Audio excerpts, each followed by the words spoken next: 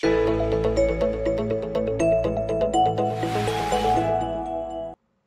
everyone, hope everybody's doing well. Just wanted to share a Dvar Torah on Parashat Vayetzei. So the Parsha has a lot about the dealings between Yaakov Avinu and Lavan, his father-in-law.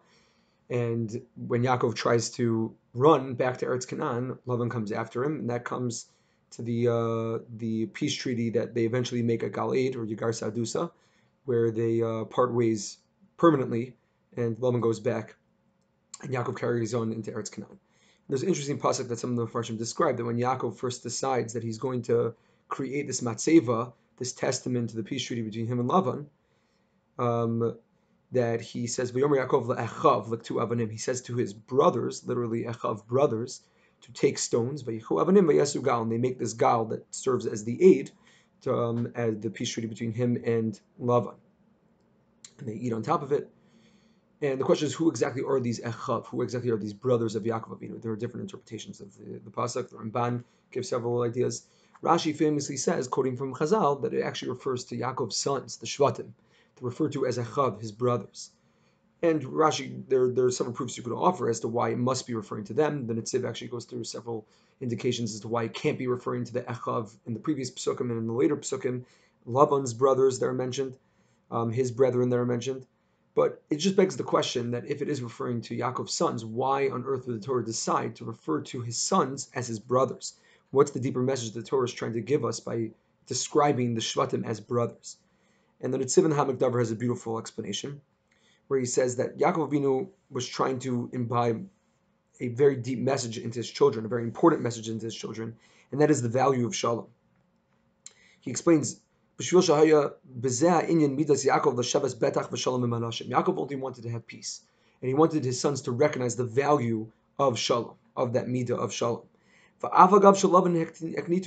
though Lavan bothered him a lot, Lavan caused him a lot of tsaros, a lot of problems, and especially, as the Netziv points out, in the last couple of psukim, where after Yaakov essentially lashes into Lavan and describes how for over 20 years, all he's done is given Lavan all of his efforts. He's never stolen a thing from him, never got any sleep, was always constantly trying to make sure that Lavan's sheep were safe and taken care of properly, and he earned everything that he had actually taken from Lavan.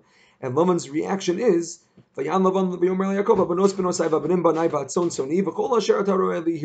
everything that you see is mine. Everything around you is mine. The children, all of the tzon, all of the property, it's really all mine. After Yaakov just explained how really in actuality he earned everything that he had taken from Lavan's household, fair and square, after Lavan tried to cheat him several times over, and changed his schar dozens of times, and Lavan has the gall to tell Yaakov that really everything is mine, so why don't we just make a peace treaty? Why don't we just let bygones be bygones and let's move on? And Yaakov forgoes his kavod and overlooks his own personal dignity, perhaps, in a pursuit of shalom, in order to achieve peace. And he wants his children to understand that. He still went desperately after the peace. And he tried to bring together everybody. And later on, the Netziv explains that's the reason why it's the lashon of echav, of brothers, not of children. He wanted to inform his children that this is not because I'm commanding you as a father. It's because I want you to understand how valuable shalom really is. It's not because I'm commanding you to do this. It's because this is the right thing to do.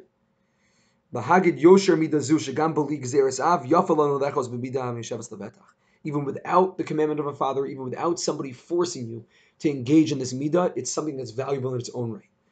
So the Netziv is a beautiful idea in chinuch, something to keep in mind, and obviously not always applicable to every single circumstance, but a beautiful idea nonetheless of where sometimes it's valuable to not command and not force, but rather to encourage as a contemporary even, or as echav, as brethren, to be searching for the same goals and to be trying to accomplish the same thing. And not everything should always be a top-down order, and how that can sometimes imbibe deep midos of shalom and ava and reyos into our children. But that's actually not what I wanted to focus on at all.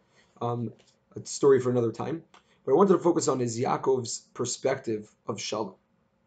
And I've been thinking about this a lot. Anybody who is interested in reaching out to let me know their thoughts can let me know what they think about this. Nowadays, especially for me growing up and where I stand now in the Western Hemisphere, there's a lot of talk about the polarization of what's occurring in society in every single realm, whether it be social, political, religious, a lot of polarization that's occurring. People who can't talk to each other anymore.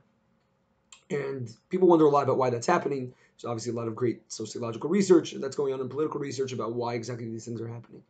But I was wondering if it has a lot to do with the emphasis that we place on mutual respect for other people's opinions.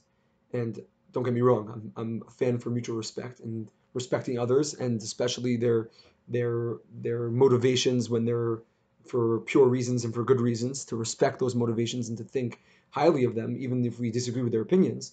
But I wonder if the reason why polarization is occurring is because the only reason that we give our children and society at large as to why you shouldn't hate somebody else, or you shouldn't push away somebody else, or you shouldn't split off from somebody else, is because you should have respect for them and for their opinions.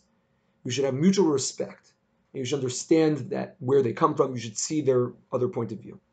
And the reason why I think that's dangerous is because I notice that a lot of people can't do that. It's actually very difficult for many people to respect others, and that might be a character flaw, and probably is in many cases. It's very difficult sometimes for people to take the other person's perspective.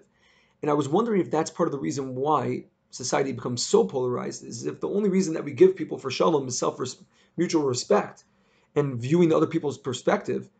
If I can't do that, or I don't want to do that, then that means there's no value to shalom anymore. That means that the other person is evil, and the other person should be pushed away. The other person shouldn't be involved in my life. And in fact, the other person might be the exact opposite of everything I stand for, and therefore I can't even talk to that person. I need that person out of my life and out of my society and out of everything that has to do with my country, anything that's anywhere near me. I don't want the people near me at all. And I was wondering if we have to start putting more of an emphasis on shalom, leman hashalom, just peace, because it's an inherent value. Not because we have mutual respect, not because we even see the other person's point of view, not because of that. Even though those ideas might be true, and it might be important in many circumstances. But we even have a value of peace with somebody as evil as love and harasha. There's a value of peace with somebody who, despite the fact that they are totally wrong, and they stand for nothing, and their moral ground is abhorrent, and there's nothing about them that we can actually even respect, still there's a value of shalom. There's always a value of peace. Machlokas is inherently a damaging thing that sends a Kadosh Baruch Hu's presence away from this world. Shalom is an inherent value, not being a machlokas, even when when it is l'shem shamayim, even when we need to engage in it, and even when we do need to pursue machlokas, it's a tragedy that we shouldn't be looking for machlokas ever, and we should always be trying to avoid it at all costs, no matter who the other party is, and no matter how wrong the other party might be, and no matter how little respect that other party might deserve. Yaakov tries to imbibe into his children the ultimate value of shalom under all circumstances. It's a very powerful medrash in Parashat Rabbah. On the second day of creation, Rabbi Hanina explains why is it that Kitov is not said by the second day of creation. By every other day of creation, Kitov, Tov Ma'od, all of a sudden by the second day of creation, there's no Kitov. It doesn't describe the second day as good. Says Rabbi Hanina, because the Kadosh Baruch Hu was forced to create the concept of machlokas in the second day. The havdalah ben hamayim ha'alyonim, the mayim ha'tachtonim, the separation between waters, the concept of machlokas, of pirud, of separation between like-minded or maybe things that should be similar. The force that had to be created of machlokas was a tragedy, and it's not tov. And it says in the Medrash, that's when HaKadosh Baruch Hu had to do it for the sake of the creation of the world, for tikkun olam, kavachomer, when it's not for the sake of HaKadosh Baruch Hu's ratzon, and when it's something that's not necessarily necessary for the world to even be created.